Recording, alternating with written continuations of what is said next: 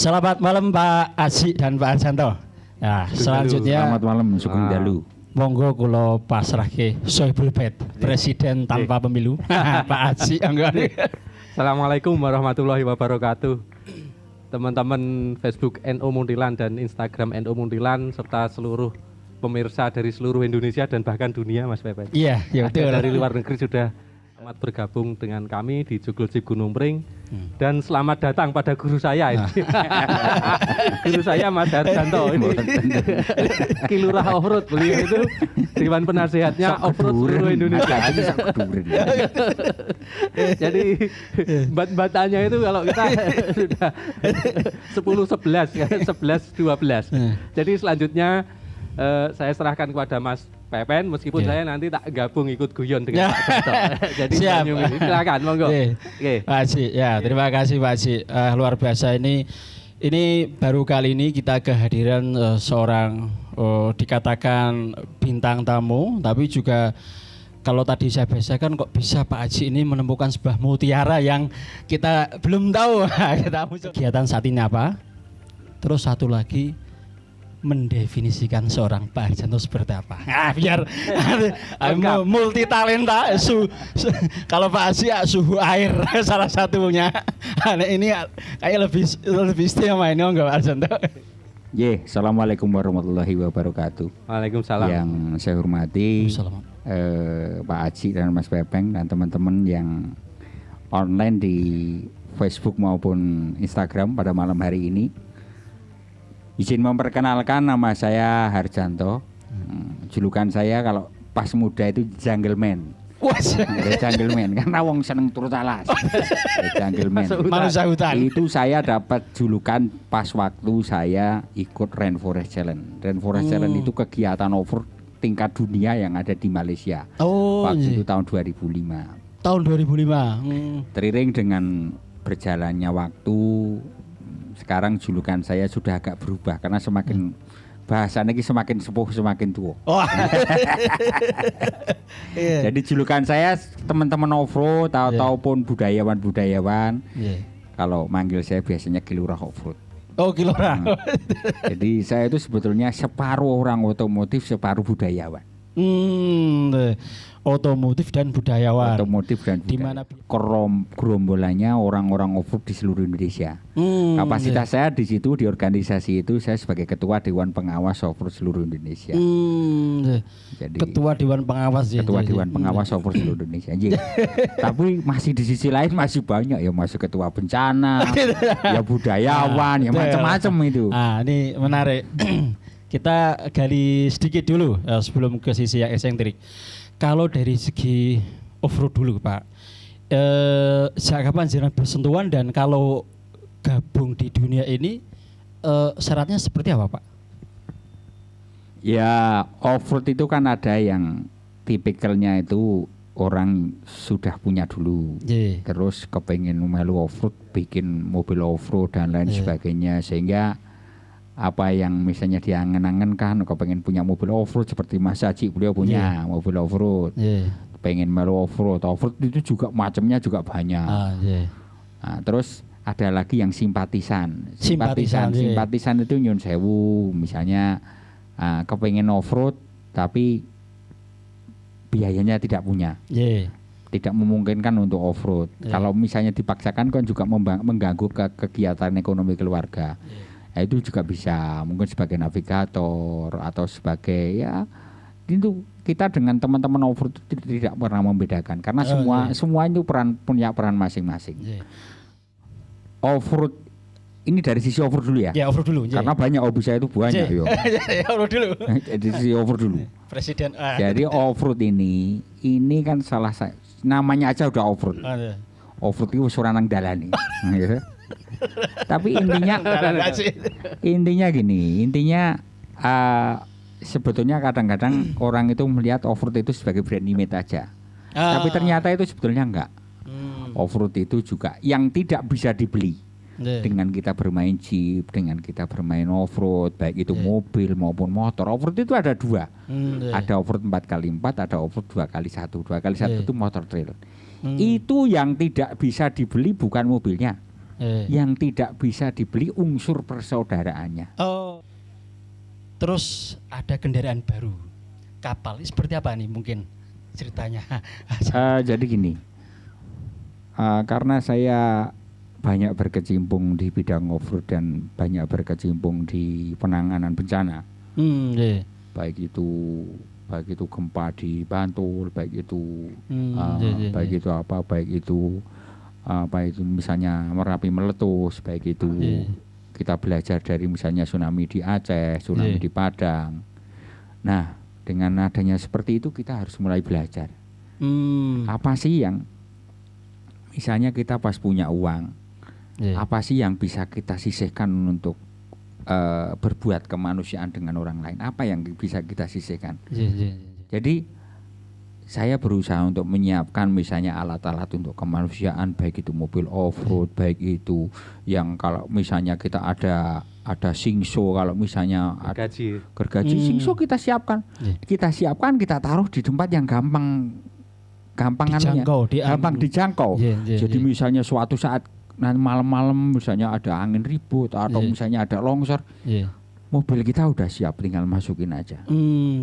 Apalagi dengan kondisi Indonesia ini yang tentu punya potensi bencana alam sangat berbunga terjadi nggih.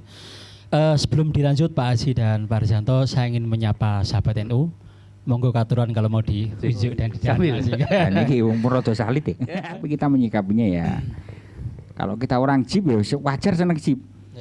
Nanti kalau kita orang Jeep kok yuk biasanya seneng Jeep kok yuk leren. Kudune istri harus curiga loh. Ada apa ini? Ada apa? Something wrong. Something lah. Jangan-jangan ada yang disenangi yang lain. Ini. Apa yang mungkin timbul di situ biasa, Pak? Saya juga meyakinkan sama teman-teman dan istri saya. Wis nek bangun off-road sak larang-larang iki sik murah, nek bangun rumah tangga anyar luwih anyar, luwih larang. Biarin bangun Jeep daripada bangun rumah tangga. Luwih larang. Lebih mahal. Dan bikin masalah. Bangun barang mati itu lebih aman. Bangun barang hidup. Iya, makanya itu. Luar biasa. Ada luar biasa, Pak. Sisi lain dari hobi saya selain off-road banyak. Contohnya misalnya saya senang budaya. Budaya, semua budaya yang ada di Indonesia saya senang. Karena budaya itu diciptakan oleh pendahulu kita yang memang punya IQ, yang punya adiluhung lebih tinggi jauh daripada kita.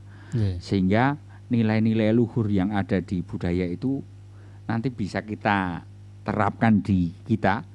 Bisa terapkan di anak-anak kita, bisa kita terapkan di sosial masyarakat, sehingga kehidupan pola kehidupan di masyarakat tentunya akan lebih baik juga. Karena sekarang ini orang-orang yang bikin masalah ini karena sering melanggar etika. Kalau kita sudah mendalami budaya apapun saya yakin baik. Jadi saya hobinya banyak. Kalau misalnya musik ya saya semua genre musik senang. Semua genre musik senang. Dari misalnya dari keroncong, dari pop, campur sari, lagu Jawa, slow rock, pop. Misalnya tembang-tembang Indonesia sampai tembang-tembang barat. Saya hobi. Sebelum saya kembali ke sini ya, masih sendiri. Saya suka musik rock. Rock. Mati-matian suka Metallica. Tapi sejak dekat dengan Pak Janto ya nyanyi lagu Jawa dan lain-lain. Karena kalau kita ke rumah Pak Janto itu harus nyanyi. Karena perangkat gamelan lengkap, perangkat musik lengkap ya kan. Jadi suatu saat kita akan live di sana nanti. Siap. Sambung lagi. Berarti kalau dapat informasi dari Pak Haji. Cuman yang saya bisa hanya gitar dan saya bisanya hanya vokal. Jadi kalau vokal saya bisa. Kalau bermain alatnya saya hanya bisa gitar. Kalau vokal bisa. Tapi alhamdulillah anak-anak saya punya anak 3, laki-laki semua, gondrong-gondrong semua seperti saya ini gondrong-gondrong semua. Alhamdulillah seneng seni semua. Seneng seni semua juga. Talentanya juga saya lihat juga bagus-bagus. Dari itu ya saya istilahnya apa ya, istilahnya kalau seneng itu bisa seneng bareng, ora ming bapake seneng musik anake ora seneng kan repot. Menyetrumkan. Ya, kalau barat misalnya kayak Lionel Richie. Lionel Richie itu kan agak susah. Lionel Richie. Ini tiba-tiba tadi ngomong keroncong langsung masuk Lionel Richie. Iya. Jadi alhamdulillah saya nyun sewu kalau misalnya teman-teman dengerin suara saya seperti ini, suaranya kemeng-kemeng, saya yakin mesti tebakannya mesti nggak yakin kalau bisa nyanyi, ya kan? Apalagi Lionel Richie. Betul. Tapi kalau misalnya saya pas sudah pegang mic, ya saya emang hobinya nyanyi, jadi saya bisa menirukan suara karakter penyanyi lebih dari 25 karakter. Oh. Kayak dalang itu loh. Wah, luar biasa. Multi talenta lagi di bidang vokal di sini. Sampai kemudian nih luar biasa satu lagi dari itu yang populer tapi tidak semua orang bisa.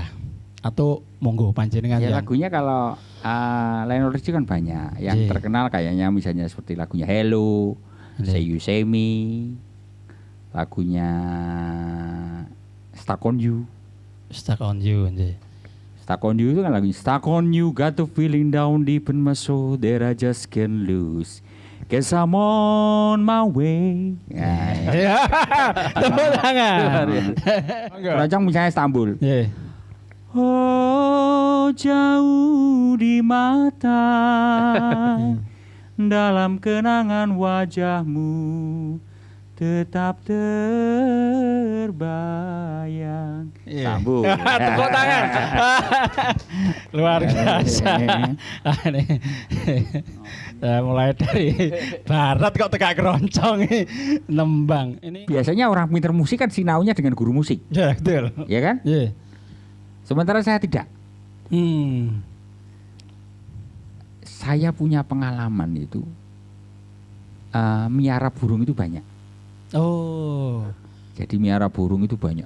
Dan masuk hobi lain lagi nih. Ya ini hobi lain lagi. Nyambung. Tapi itu bisa dikelilingi dengan nyanyi, jangan salah loh. Oh, Ya memang kita harus punya bakat dulu. Tapi bakat dikelilingi dengan itu bisa. Jadi gini, kita piala burung. Saya dulu tahunya itu cuman orang suka kontes burung. Orang suka kontes burung. Ini burung ini bagus, ini burung murai batu. Terus ini satunya lagi ini jalak, ya kan? Ini murai batu ini mau dikasih suara jalak. Berarti yang ini ditutup kan? Yang ini ditutup.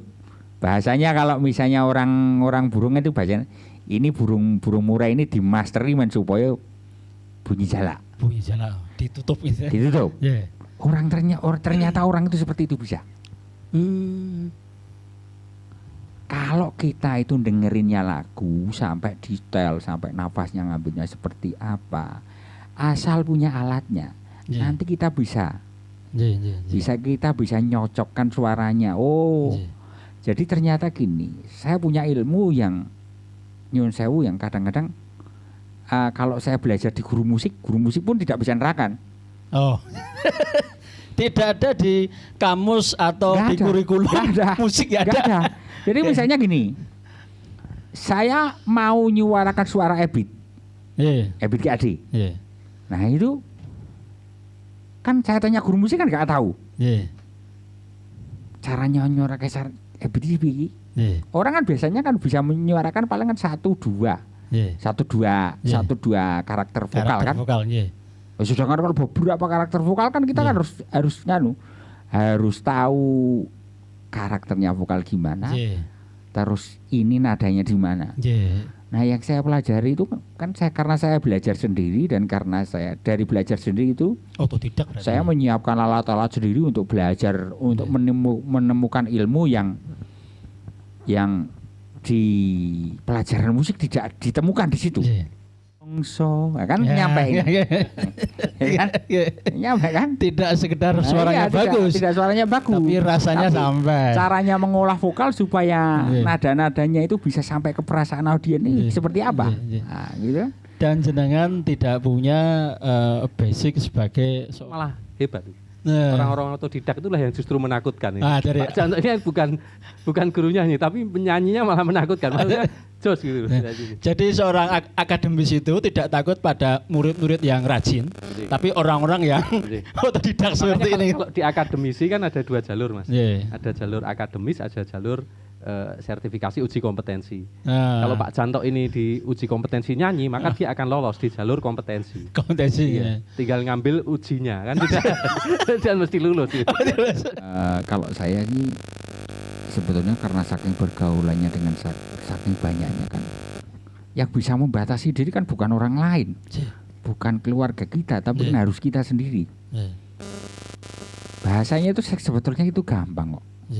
Kalau kita mengenai hal-hal yang kebaikan, misalnya contohnya yang menimbulkan penyakit, itu kita itu harus belajar gini. Nek wong keduren iso diwakilke, tapi nek loro ora iso diwakilke. Itu hal yang gampang. Ya ta Mas Haji. Cocoklah kenduri iso diwakilkan. Tapi kalau sakit enggak bisa diwakilkan. Makanya jangan belajar dari itu, makanya kita harus belajar hidup sehat. Belajar hidup sehat. Hidup sehat. Loh saya hobi itu dari tahun 90 sampai sekarang. Bahasanya nek tadi hobi ngentek-entek duit. Tapi karena hobi saya itu juga bisa mendatangkan uang, makanya saya langgeng hobi saya sampai sekarang. Itu pun juga saya tidak gampang terpengaruh dengan rekan-rekan yang lain. Zaman dulu mungkin belum ada undang-undang narkotika. Seperti sekarang, gitu. Dan secara fakta itu memang ada. Iya. Dulu zaman dulu itu teman, kalau misalnya saya nyun sewu seneng ganja, seneng nyimeng, saya pergaulannya dengan orang-orang seperti itu. Kan gampang kan? Peluangnya besar. Tapi karena saya selalu berprinsip bahwa nek loro kuwi ora iso diwakilke, nek genduren iso diwakilke. Karena loro tidak bisa diwakil, saya berusaha untuk hidup sehat. Hidup sehat. Hidup sehat. Jadi sampai tadi yang saya katakan, baik memang baik.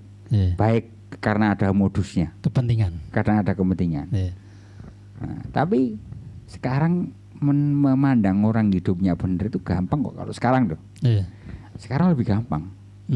Dengan misalnya, sekarang kan hampir semua orang kan punya telepon genggam, punya HP. Kalau orang itu misalnya orang itu kurang bener. Itu pasti ditelepon juga pasti langsung diangkat. Kita tidak dengan orang tidak kenal dengan, misalnya ada orang telepon, kita orang nggak kenal. Kalau orangnya itu benar pasti juga diangkat, akan diangkat. Tapi juga sebaliknya gini, kalau memang orangnya sekarang benar, kalau misalnya pas di posisi sibuk dia tidak angkat, tapi sebentar dia tidak sibuk pasti dia akan telepon balik. Apa sih? Jadi ketika dihubungi tidak was-was.